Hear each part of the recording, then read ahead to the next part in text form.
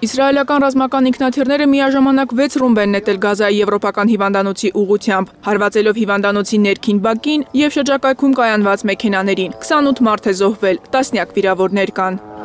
Սպանվածներից մեկը հայտնի պաղեստինցի ֆոտոլրագրող Հասան Ասլիհն է, որ հիվանդանոցում բուժվում էր իսրայելական նախորդ հարվածներից ստացած վնասվածքներից։ Իսրայելի պաշտպանության բանակի տվյալներով նա լրագրողի անվան տակ Համասի ահաբեկիչներից մեկն է և 2023 թվականի հոկտեմբերի 7-ին մի քանի իսրայելցի է սպանել։ Տուժածներից մեկն էլ Գազայում BBC-ի լրագրողներից է, ըստ վերջին տեղեկությունների, բժշկական օգնություն ստանալուց հետո այժմ կայուն վիճակում է։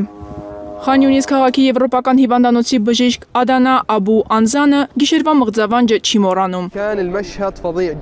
Սարսափելի տեսարան էր, զոհեր, վիրավորներ, ահավոր ձայներ էինք լսում, 12 տարեկան եղբայրս այդ դեպքից կորցրել է քունը։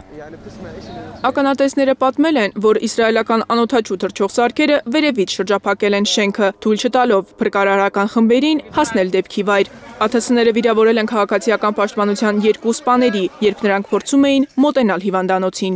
12 տարեկան եղբորս մի մարդ է փրկել։ Եկավ եղբորս ձեռքից բռնած, 2 երեխաներին գրկած։ Նրա մարմինը խոցված էր, ոտքից գլուխ բեկորներով։ Նա իր մարմնով պաշտպանել է երեխաներին։